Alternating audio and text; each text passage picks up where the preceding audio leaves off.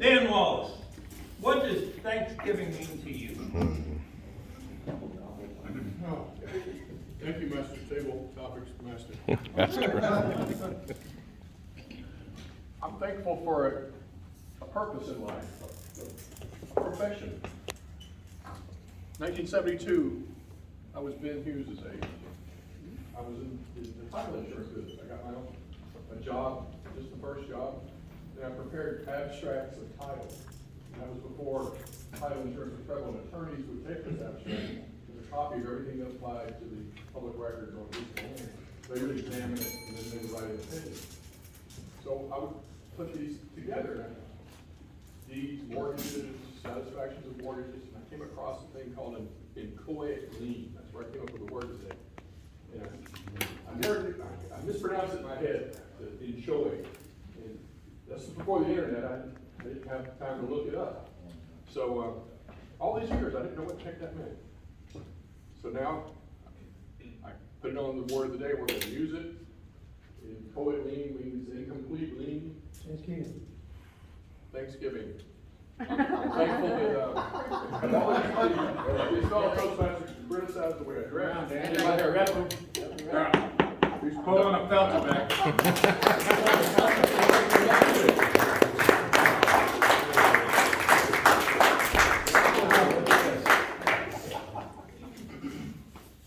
The Czar, Toastmaster, the Czar. Yes. To do.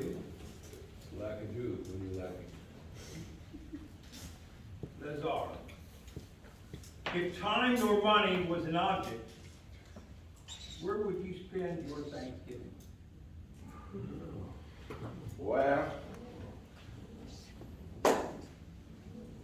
good question. I believe I will be going to spend my time in Brazil. Why Brazil? Yeah, you guys know since Navigos, West Africa, we are so big in soccer. So growing up, we watched all the plays that Pelé has done, and Pelé is from Brazil. So from infancy, that's what they have known. So the dream of every African or Ivorian is to go to see where that guy lives. And even when I was in college, Bingo.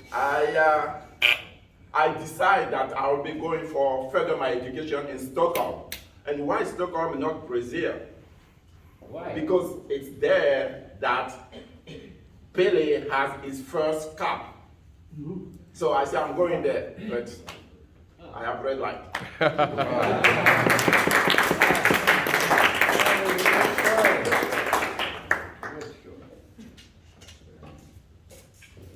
Toastmaster JQ. What's your most memorable Thanksgiving and why? Who are you talking to? Do not believe in the sin. My most memorable Thanksgiving was Christmas. Oh. Because that's the first time I actually made my own turkey. It was 2018, was with my girlfriend in Mountain View, California. She cooked fish because that was her tradition for Christmas. For me, I've never made a turkey, so I decided to make a turkey that day. It was, to my standard, okay. To her standard, not so okay. So therefore, there's improvement there for me to improve on in the future. So that's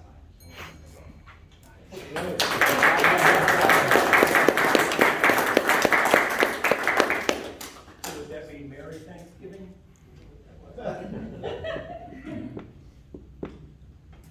But then Toastmaster Linda Miller.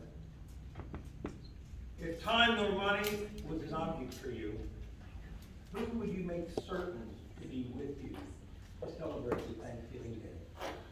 Toastmasters Master, that is an awesome question. So one of my favorite people in the whole world ever is my grandmother. And I was very close to her growing up. And Thanksgiving was a big to-do in her house. And we invited every uncle, aunt, cousin, and it was a big, huge event. Today, I celebrate with my family, and it is a beautiful occasion. But I still miss my grandmother. I miss her cooking. I miss her warmth. I miss her love. That is the person I would spend my Thanksgiving.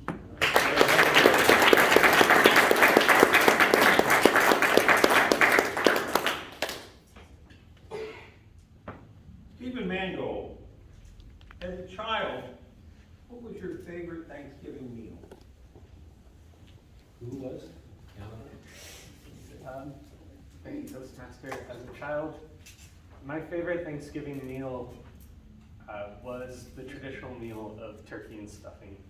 I never was a fan of ham or any of the odd side dishes or anything. I remember my grandparents, my grandma who's passed away now, would spend the whole week leading up to Thanksgiving to build a gigantic meal for everyone. And even as we lost family members along the way, she never deviated from that. And so my favorite Thanksgiving meal is the one that my grandma prepared. Very good.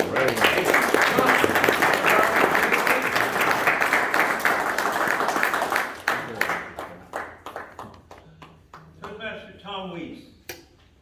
In 1775, the turkey was actually being considered to be the national bird.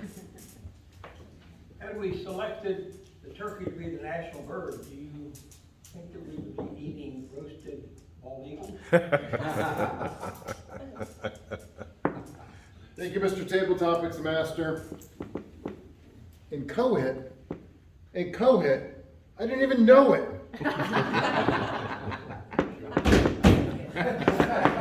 Look, I'm no Dan Walls working comedy clubs, but it's the best I could do this early in the morning.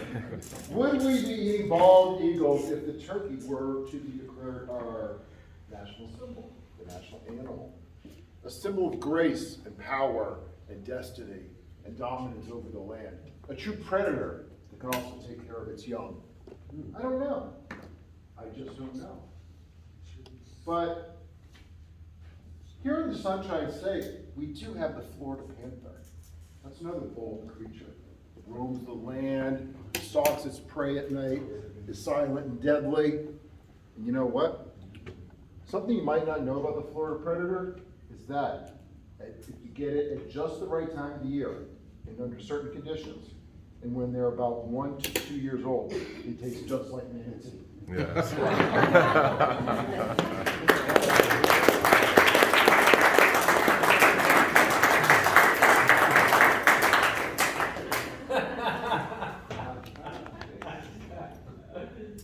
Toastmaster Tom Ledford, We don't have it. what is your favorite Thanksgiving activity and why? My favorite Thanksgiving activity and why?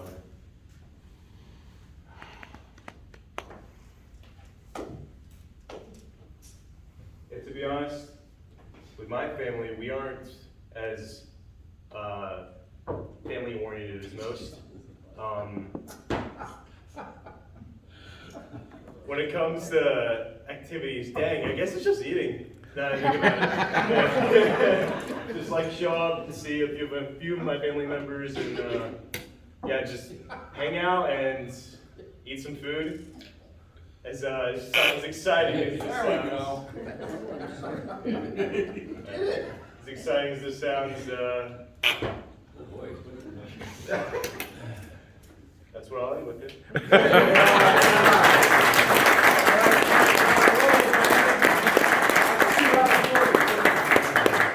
That was his first tabletop. There you go.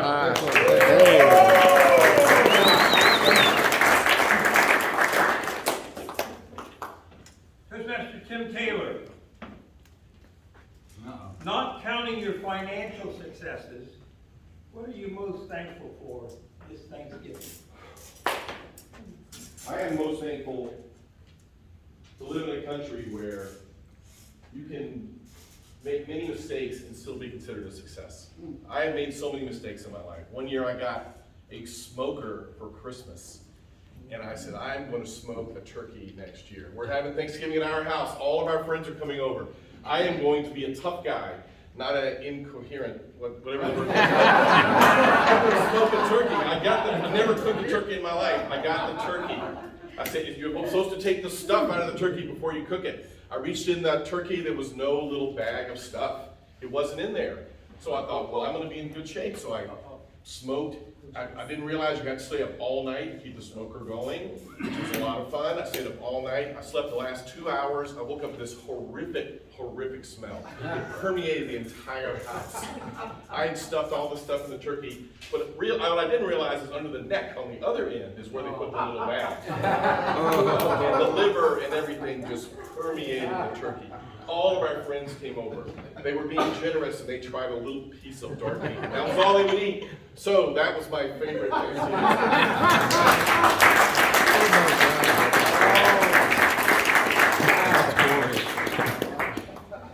Allie Richards, we've heard the favorite meal of a grown-up. What was your favorite meal as a child? Ooh. Good morning. Is this related to Thanksgiving or just favorite meal? Garbage. Thanksgiving. Thanksgiving. Good question. I've always had turkey growing up. My mom always made a turkey. I don't ever remember any grandparents, grandmother cooking. It was always my mom. She cooked the turkey in the oven, traditionally stuffed it, took out the bags of stuff, made sure that it didn't catch fire. And it always was cooked perfect, whether or not that little red thing popped up or not. And we always made tons of sides. And the thing that I always helped her with was the coleslaw. And every time I made the coleslaw, we made it with the mayonnaise and the sugar, I always put salt. Instead of the sugar. I don't know why, but she got me every year on that and it tasted horrible.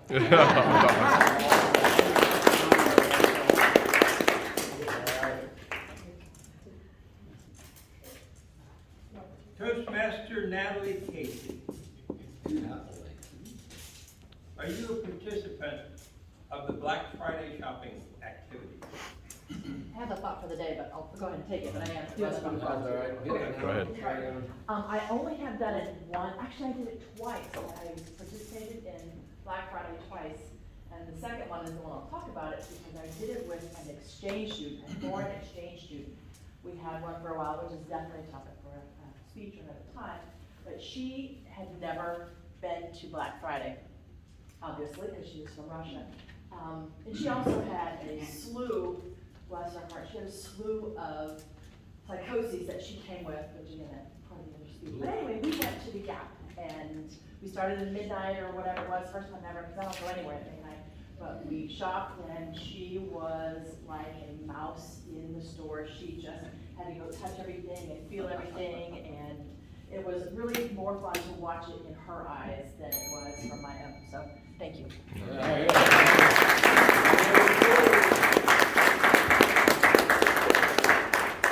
Master Mark Ehlers, what is your most idyllic, picturesque setting for the evening of Thanksgiving Day?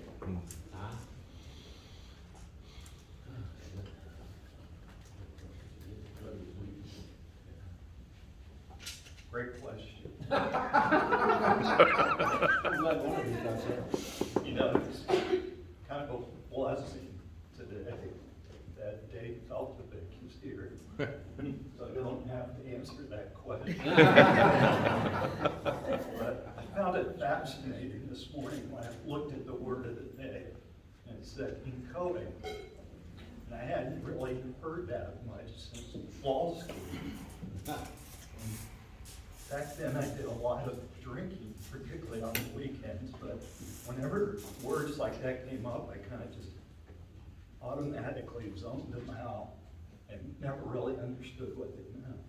So now I know what encoding means, but I'm still wrestling with the rule against perpetuities and about 12 other legal terms. So And Jordan's laughing at me. He's one of those guys that would know what they mean. So, thank you.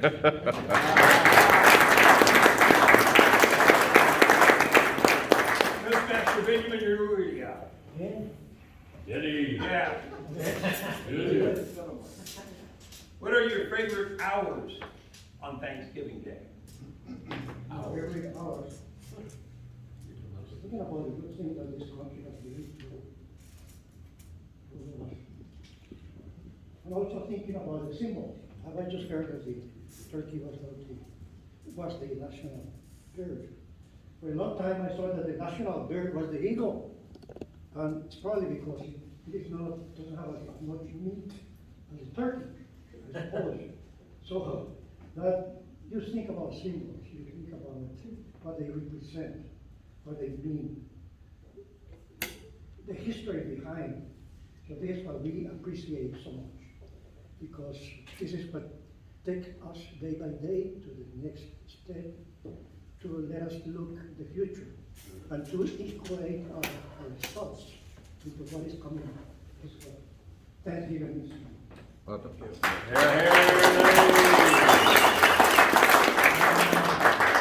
President David Feltovich. On your feet, sir. Oh, yeah. Turn it down, David. What is your Thanksgiving wish for all your Winter Park Toastmaster friends? Mr. Table Topics Master. So many inchoate thoughts and yet so little time. I wish for all I love this room, and all the people that I recognize and I know, I love you guys a lot. You know, I always say in Toastmasters, there are people that get it and people that don't get it. The people that don't get it don't last a year in Toastmasters. The people that get it love Toastmasters. And we come week after week. This is my first table topic in 14 years, by the way. Wow. Hey, I wish you all well. I hope you all stick to Toastmasters, and what a diverse group. Thank you, Mr. Toast.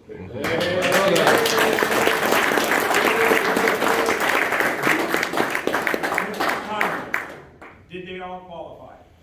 All of the table topic speakers qualified. We'll take a 2-minute break. Time Panther, everybody. Well done. That's for the ones I missed. Here we go. Take yours. You can have it. All right, I'll take it. Thank you, sir. Vote for two. Vote for two. Oh, yeah.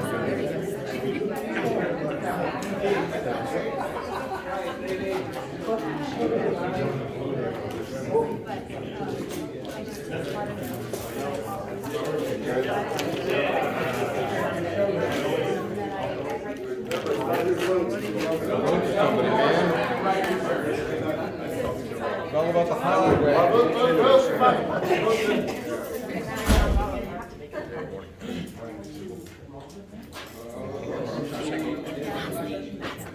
Non-bucket doesn't get counted. Doesn't get counted. What's happening? Good to see you. You know, the truth is, I drink a cup of coffee before I come here, and I bring at least 1 cup of coffee.